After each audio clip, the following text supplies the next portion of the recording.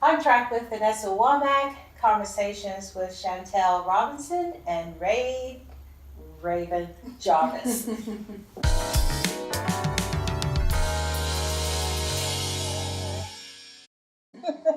All right, we keep adding to the fold. This is great.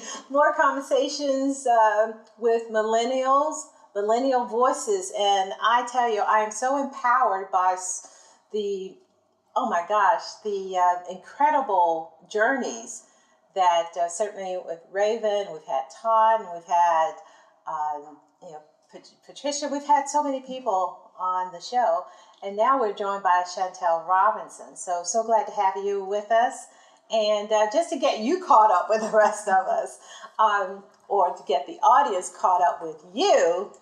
Tell us a little bit about Chantel. A little bit about Chantel. So, I am a public accountant. I work for Ernst & Young. It's an accounting firm, one of the big four here in Richmond. I'm a graduate of VCU. Okay. I went there from 2009 to 2014. Seems so long ago. But I went for both finance and accounting. Graduated and obtained my CPA and have really just kind of been working since. A lot of me does revolve around my job, as I noticed that, it's like, tell me about you. It's like, well, these are all the things I've done at work. Outside of work, I am pretty heavily involved in the community. I volunteer quite a bit. Outside of that, I think that pretty much sums it. Okay, well, we're going to dive right into that. First of all, I want to applaud you that, for the CPA. Thank you. Yes. That was a huge hurdle. That is no joke. and that is no little feat, especially for a young person, to go straight into accounting, finance area. And that young lady next to you, Raven, she is a high-powered engineer. She, it's like, STEM, as I mentioned before in a previous interview with Raven, STEM, I say you both are products of a STEM education, which is great. And for those who know or don't know what STEM is, it's science, technology, engineering, and mathematics. Yeah. And if you're in the arts, some people will say STEAM when they add that A in there. You didn't know that? First. No. See, I got something. Yes, or STEAM, because being in the field of art or music, that takes math skills, engineering, measuring, things like that. So yes, STEM or STEAM. But nevertheless, I think it's very encouraging for the audience to hear your path to the job or career you're in right now. And I think that there are a lot of millennials or persons of color who probably never even thought of going to be an engineer or an accountant or finance or CPA. So this is very encouraging. That's part of the reason why I'd like to have these conversations. But let's talk about something that we touched upon in a previous conversation. And Chantel, I can hear your ears burning and perking. The American dream for millennials. What does that look like for you now? And I know that you're still in your 20s, you're young.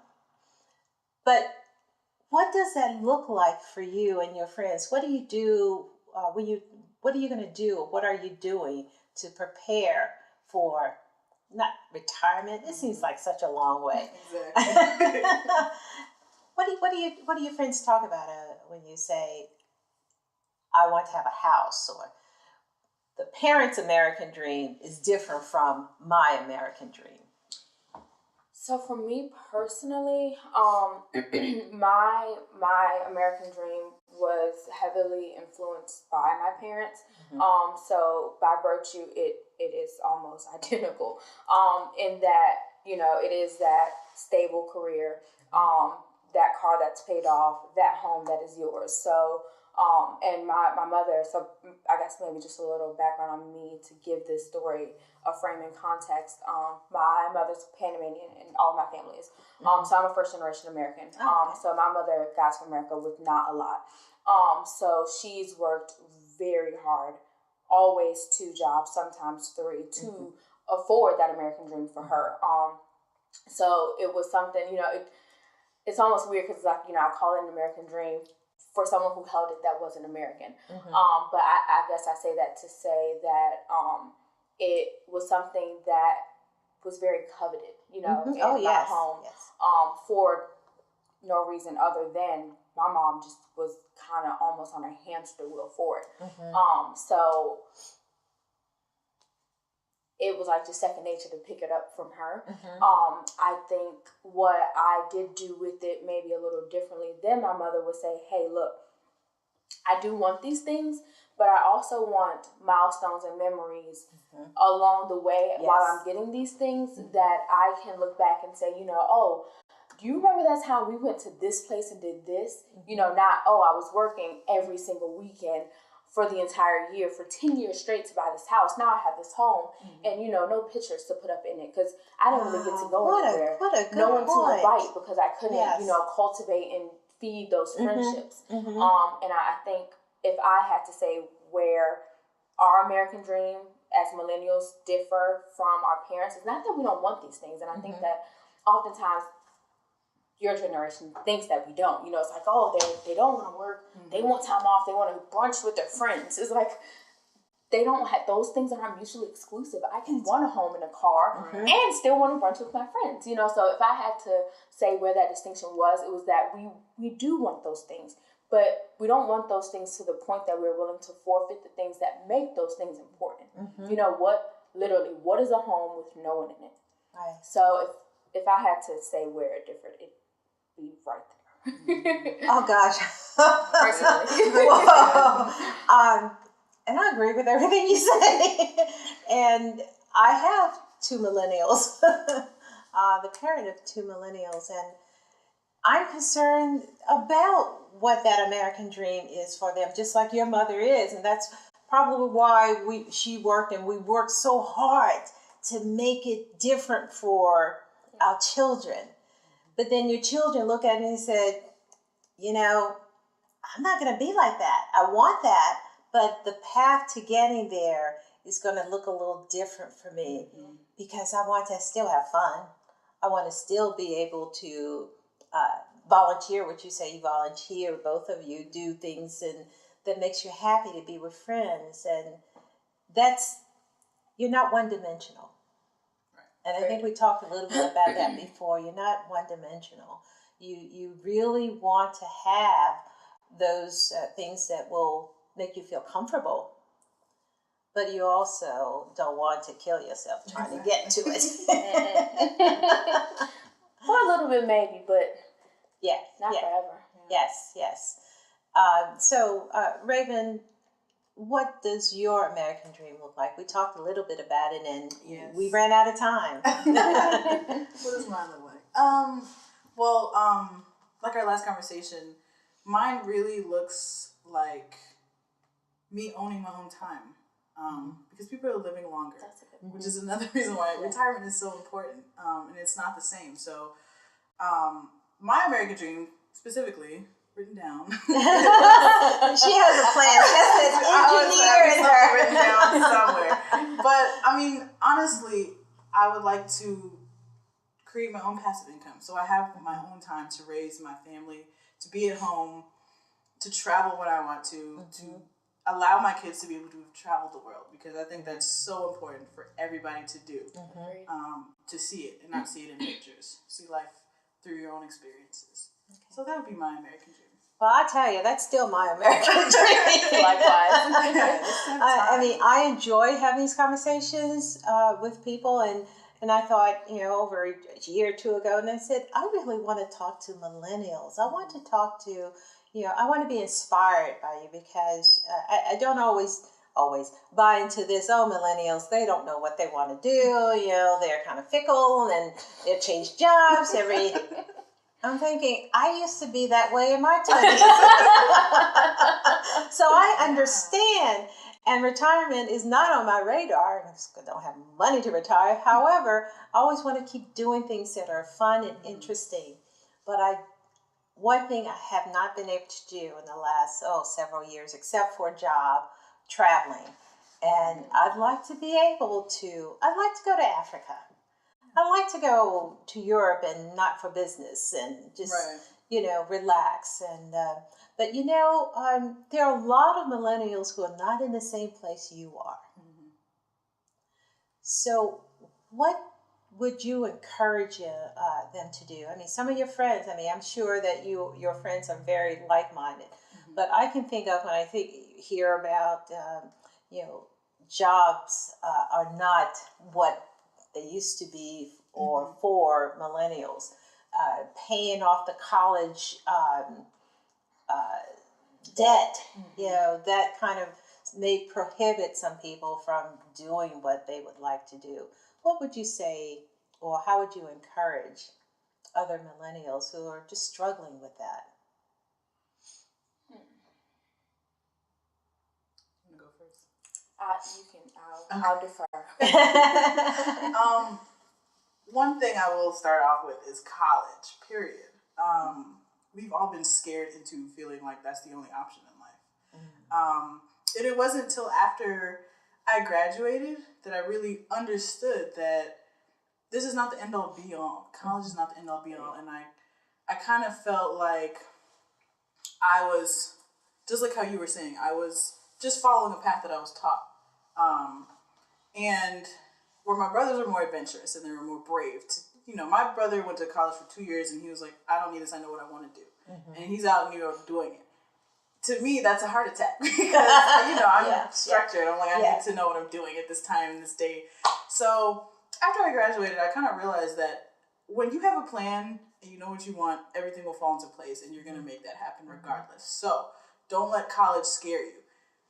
One, he's going to have less debt because, college is becoming more, jobs are paying less, we need to save double and we're making less. So all these contradictions and enigmas are happening right now. And at the end of the day, all you need to know is that you need to have a plan and execute that plan instead of following a path that we were taught to do. Okay. I like that. That's great advice. That was a good point. Yeah. If I would have to pick anything to share, I think it'd just be to kind of emphasize financial freedom. And I don't know if our generation, I don't know if we value it enough, only because, if you think about it, we've almost always been in debt, right? Not almost always, but we graduate high school, first year of college, unless you are super fortunate, like you are rolling into debt. And then by the time you've graduated, you have enough that the odds of you paying it off in the first year or couple years after graduating may not be something that's realistic.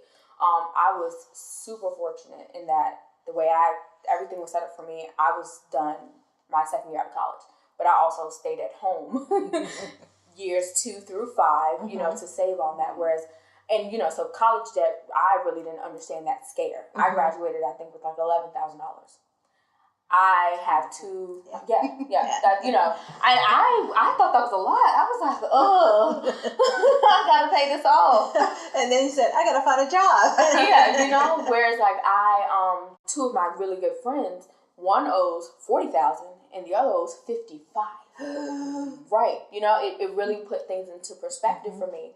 And I know something that, at least for me anyway, was huge, was just understanding that, I can have these credit cards and keep the debt on them. I can have this car and keep the debt on it.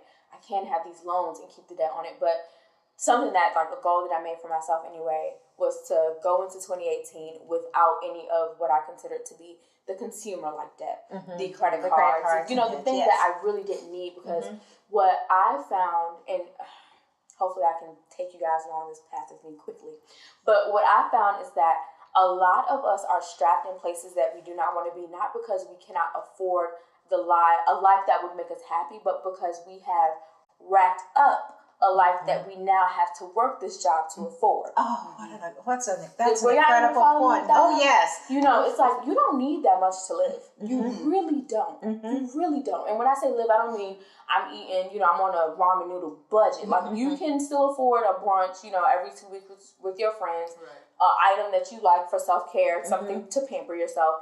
Rent, especially in somewhere like Richmond. Let me put that caveat out there. Yes, This yes, is for, yes. you know, reasonable It's affordable. cost of living Yes, place. You know, my friends in New York, I can't contribute to that conversation. But anyone who tells me they live in Richmond is like, oh, you know, I can't, especially our age. You know, I can't. It's really hard. I'm like, well, didn't you just say you went shopping like 2 weeks ago and bought like $1,000 for things you didn't need? Oh my gosh! And you schooled them on that, you need right? a second Yes. job to afford these things that, you know, aren't necessarily necessary. So I guess when I say financial freedom, just keeping everything in context, because what it does come back to was a point that you made, owning your time. And, you know, I say this job that we don't want to work, but all that is a synonym for me giving my time to something that I do not want to give it to, to afford something that I maybe do not need. Exactly. That'd be my tidbit. Wow. There's some powerful statements coming out of these very accomplished women. And I think these are lessons that all of us can learn or try to follow and create our own path of affordability in our lifestyles and still have fun, still have meaning. Even if you want to go the path of entrepreneurship and you want to own your time, it's going to take a lot of work to do that. But there is a plan, as Raven keeps coming back to her plan, which I think is powerful. And I can tell you that I've had plans and I had to scrap them, I had to revise them, and I had to be, and that's part of it. And the plan looks like a business plan or marketing plan. It has to be tweaked every now and then. So, but you persevere and you keep doing what you enjoy doing. And you've heard the money will follow if you're doing what you enjoy doing. Well, it may not follow immediately, but you're gaining value in what you enjoy doing, and people, hopefully other people, are benefiting from it. Okay. Well, we have a couple more minutes, and as I say, I'm so inspired by what I'm hearing from you two. And if you could change, this is, I think, a last question. If you could change any part of your life to make a huge difference, whether it's in locally or globally, or one of the conversations I want to have in the future with millennials is, if you invented something that could make you rich, what would it be? But not now. But if you could change just one thing, I know there are many things we probably want to change, but what is that one thing you would like to change in your lives, or you see on the horizon, or if you want to give back? What is that something that you would like to change that would make a huge impact or difference in the world around you? I think for me, it would be financial literacy in our community. I think that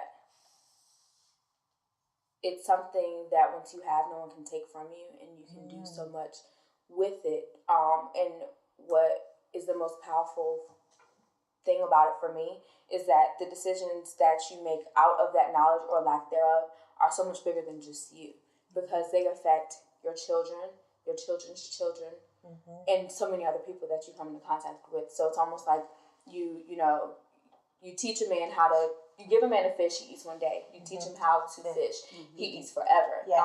And I feel like that theory really applies when it comes to finances and financial literacy. And unfortunately, I feel like it's an area that our community isn't as well versed in. Right.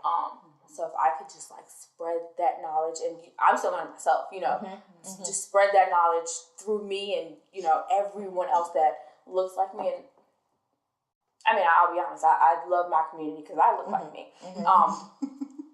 I think that would be Well, you're doing it here. You're doing this here. That's very important, and I can start rattling off some statistics of what I've read recently about the African Americans or Black families just don't have that inheritance to pass down. That wealth, yes. Huge. So we'll get to that's another conversation. And Raven, if yours, and we can wrap it up. Okay, so mine would be mindset. Changing your mindset, because I think that's more powerful than all the education you have and anything that you've inherited. Your mindset can change so many things, and I've learned that through all the books I've read and all my mentors and everything.